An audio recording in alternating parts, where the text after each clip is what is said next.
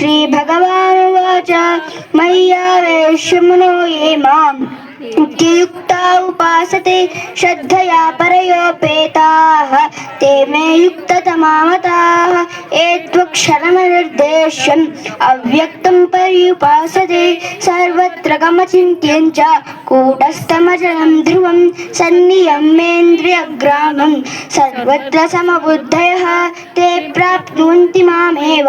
सर्वभूतहिते रताः क्लेशोऽधिकतरस्तेषाम् अव्यक्तासक्तचेतसाम् अव्यक्ता हि गतिर्दुःखं देहवद्भिरवाप्यते ये तु सर्वाणि कर्माणि मयि सन्न्यस्य मत्पराः अनन्येनैव योगेन मां ध्यायन्त उपासते तेषामहं समुद्धर्ता मृत्युसंसारसागरात् भवामि न चिरात् पार्थ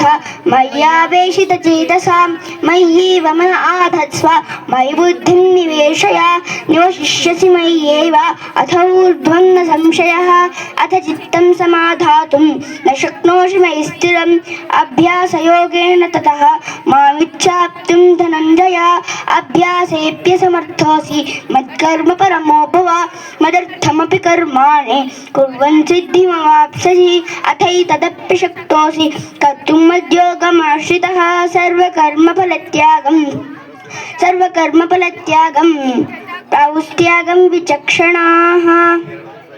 श्रेयो ज्ञानमभ्यासात् ज्ञानात् ध्यानं विशिष्यते ध्यानात् कर्मफलत्यागः त्यागात् शान्तिरनन्तरम् अद्वेष्टा सर्वभूतानां मैत्रः करुण एव च निर्ममो निरहङ्कारः समदुःखसुखाक्षमी सन्तुष्टः सततं योगी यतात्मा दृढनिश्चयः